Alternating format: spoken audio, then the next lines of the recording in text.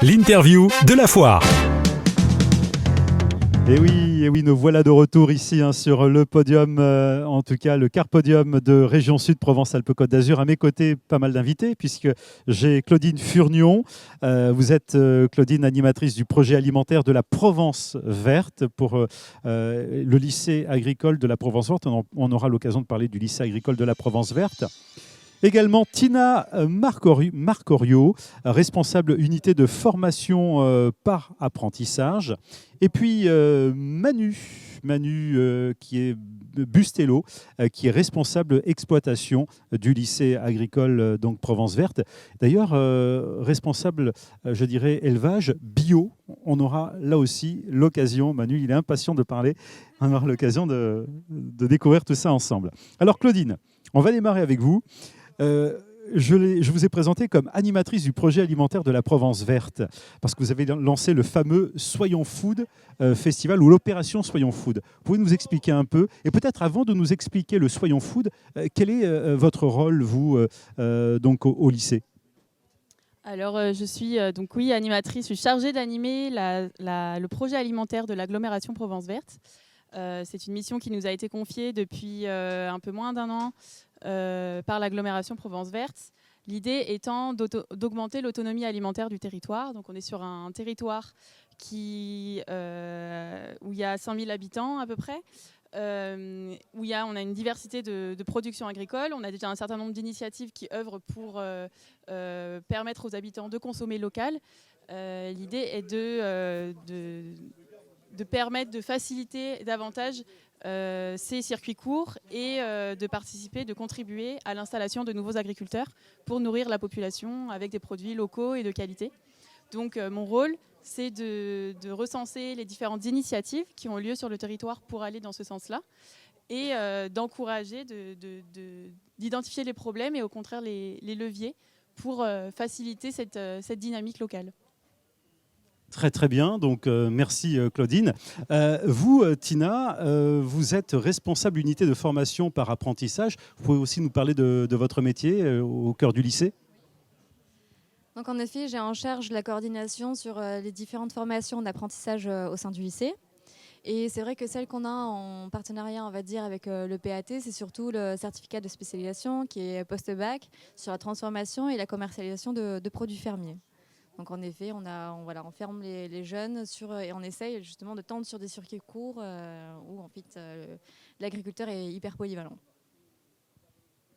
Et enfin, donc, bien vous, Manu, vous êtes responsable exploitation agricole, donc exploitation élevage d'ailleurs au lycée agricole de la Provence Verte. C'est un élevage bio. Vous avez plusieurs troupeaux au cœur du lycée, hein.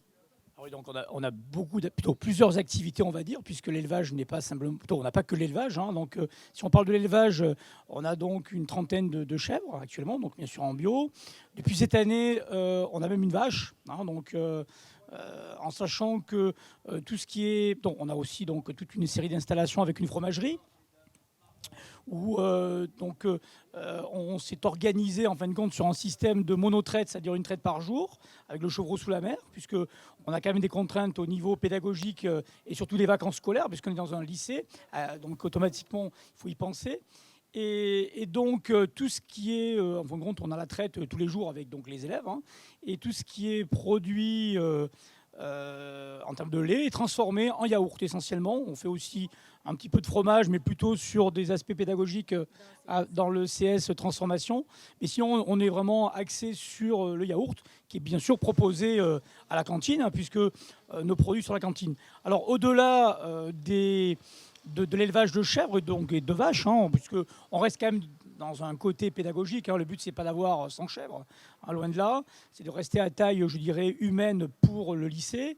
On a aussi un atelier volaille, puisqu'on a à peu près, chaque année, à peu près 1500 volailles produites sur l'exploitation par bande, toujours pareil de septembre à juin, et qui sont aussi pareil mises tôt, une fois qu'elles sont abattues, donc elles partent en cantine scolaire, hein, donc sur notre établissement.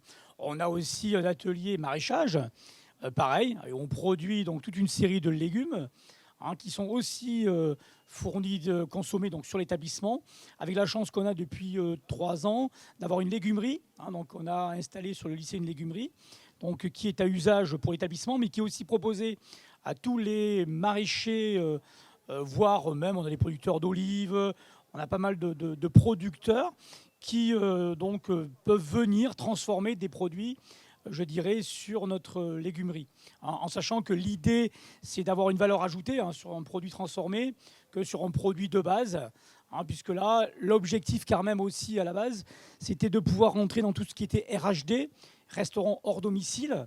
Et c'était un petit peu notre cheval de bataille sur des produits bio, en lycée ou en collège, donc là où il y a du monde, effectivement, et là où les besoins aujourd'hui, avec les projets au niveau de l'État, sont importants d'avoir 20%, si je ne me trompe pas, d'alimentation bio dans les recenses scolaires. Effectivement, la difficulté aujourd'hui, c'est d'avoir des maraîchers qui sont capables de fournir 1000 élèves, 1700 élèves sur des grosses structures.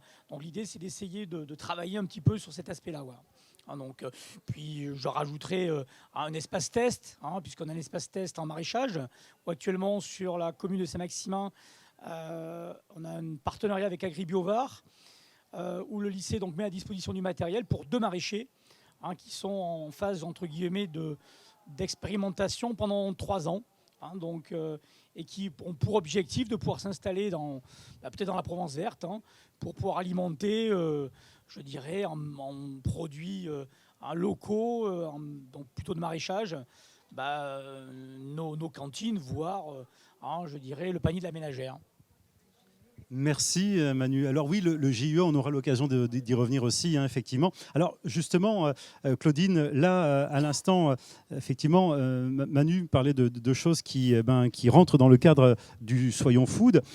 Les enfants, enfin les élèves plutôt, parce que les enfants sont plutôt grands, les élèves adoptent justement cette opération très facilement. Et d'ailleurs, on l'a vu, vous avez animé sur votre stand ces journées, ces derniers jours. Et d'ailleurs, vous avez récolté, vous avez pris des légumes qui étaient quand même un tout petit peu abîmés pour prouver que ces légumes, on peut quand même les consommer, on peut les transformer, les consommer facilement.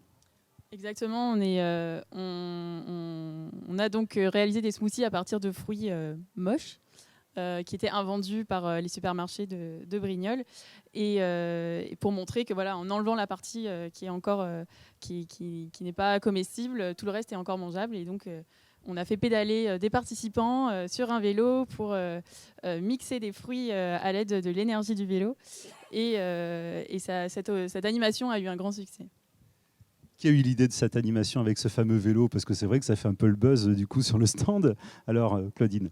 On est plusieurs. En fait, cette animation, on l'avait déjà réalisée il y a 2 ans dans le cadre d'un autre projet avec le CIVED et l'association Écosciences Provence. Du coup, là, c'est un vélo qui le blender qui est fixé sur le vélo qui nous a été prêté par la Biocoop de Brignoles. Et on est très content d'avoir pu réaliser cette animation. Et l'idée vient d'un collectif de personnes. C'est bien, c'est plutôt sympathique. Alors aussi sur le stand, j'en profite parce que c'est vrai que c'est un très joli stand que vous tenez. Il y avait les produits, c'est Manu qui parlait des produits qui sont réalisés directement par le lycée. Qui veut répondre? Manu, Claudine, Manu. Oui, en fin de compte, donc on produit des légumes. Là, cette année, on avait fait donc, de la compote. Par contre, en pommes, on était obligé d'en acheter directement puisqu'on n'en avait pas. Et donc, tout simplement, on a toute la machinerie aujourd'hui pour pouvoir en transformer en compote. Par contre, on peut le faire aussi en jus de fruits. Depuis l'année dernière, donc depuis septembre, on transforme notre propre jus de fruits, en raisin par exemple, puisqu'on a 2,56 hectares sur l'exploitation. On produit la moitié sur la coopérative en vinification pour du vin, et l'autre moitié on la fait en jus de fruits. Donc jus de raisin, et là donc on pasteurise. Depuis cette année, on peut embouteiller, pasteuriser carrément sur la légumerie. Et pour les pommes, en fin de compte, on a acheté une presse, donc un broyeur, une presse, on a le matériel pour faire notre propre jus de pomme, pareil, qui est toujours distribué le matin, par exemple, au petit déjeuner pour les élèves. Et le tout donc pasteurisé, est mis en bouteille. Donc tout ça, on le fait sur place, alors qu'il y a encore quelques années, on est obligé de délocaliser, le faire par une entreprise. Donc l'idée, c'était vraiment de le faire localement, plutôt que d'être obligé de s'expatrier et d'aller à l'extérieur. C'est vrai que sur ça, le lycée, on a quand même pas mal de projets en cours, donc là-dessus, sur un atelier de découpe, par exemple, sur Saint-Maximin, éventuellement un abattoir aussi sur des volailles. Ça se travaille un petit peu, c'est un peu dans l'air du temps. Donc, toujours pareil, en essayant de mettre au maximum la Provence verte au cœur du sujet. Merci Manu. Vous me parliez également du fameux le GIE. Donc là aussi, c'est très intéressant pour les personnes qui font qui ont des volailles. C'est bien ça. Oui, Alors, vous pouvez développer ? Voilà, ça fait à peu près 3 ans. Donc, avec Monsieur Breyer, donc notre directeur, nous avons monté donc une fabrique d'aliments. Et donc, on a monté donc un GIE, un groupement d'intérêt économique, avec 6 autres éleveurs de volailles, puisque nous-mêmes, on est un petit peu éleveurs, on va dire. Et l'objectif, c'était de produire donc de l'aliment bio à partir d'éléments de base. Donc là, c'est du blé, du soja, donc par contre on est obligé d'acheter à l'extérieur, du soja toasté, de la févrole, on rajoute du sésame, après on a des compléments minéraux. Alors il faut savoir quand même dans la dynamique, on a dans ce GIE, on a inséré aussi des céréaliers locaux, puisque l'objectif c'est quand même de pouvoir acheter à côté, c'est-à-dire proposer à des céréaliers qui font du blé, par exemple, en bio, de pouvoir effectivement fournir notre GIE. Pareil en févrole, le lycée aussi, on a quelques hectares en blé, en févrole. Donc, où l'objectif, c'est quand même toujours pareil, de rester dans le local, de fournir un aliment, donc, je dirais, peut-être plus intéressant d'un point de vue économique, pour permettre justement peut-être aussi de rentrer dans les fameux RHD, où il y a quand même des contraintes au niveau prix, puisqu'on ne peut pas vendre je veux dire, à tous les prix, si on veut que ce soit accessible pour la majorité. Voilà. Merci Manu. On pourrait peut-être aussi terminer avec Tina Marchioro, qui est responsable unité de formation par apprentissage. Alors justement, il faut donner envie aux jeunes bien d'être dans l'agriculture. Et ça, est-ce que c'est votre travail justement ? En fait, avec des partenaires, en effet, on essaye de montrer quels sont les différents métiers dans l'agriculture, parce que c'est pas juste travailler dans les champs. Il y a plein de corps de métiers en fait qui sont rattachés au monde agricole. Donc voilà, justement, on est en partenariat avec différentes personnes. Donc on essaye de faire un maximum de stages de découverte, de métiers. Donc ils viennent parfois chez nous pour découvrir les différents métiers, ou alors on les engage à aller faire des stages dans des entreprises. Et puis voilà, ça leur permet déjà de découvrir quelles sont les branches accessibles. Et tout à l'heure, vous parliez aussi donc, des transformations de produits. Et, par exemple, en CS, transformation et commercialisation, bien entendu, ils transforment aussi sur la légumerie et sur la fromagerie des produits, donc des fromages, des coulis de tomates, des compotes, des soupes. Il y a tout un tas de choses qui sont après consommées ou vendues, voilà, soit à la foire ou consommées à la cantine. Bravo, parce que vous avez également participé au premier concours des fromages, départemental d'ailleurs, c'était hier, et vous avez concouru pour les yaourts. Voilà, bravo, parce que c'était une belle expérience pour les jeunes. Et voilà, donc première fois donc, dans ce concours ici à la foire de Brignoles en Provence verte. Claudine, on va donc clore cette entrevue, cette interview, avec ce qui va se passer sur votre stand, du coup, du lycée agricole de la Provence verte, tout au long de la semaine, pendant ces jours donc, de foire de Brignoles. Qu'est-ce qu'on va retrouver chez vous en termes d'animation ? Alors déjà, on continue de vendre les produits du lycée, et puis on va continuer de faire du vélo pour faire des smoothies.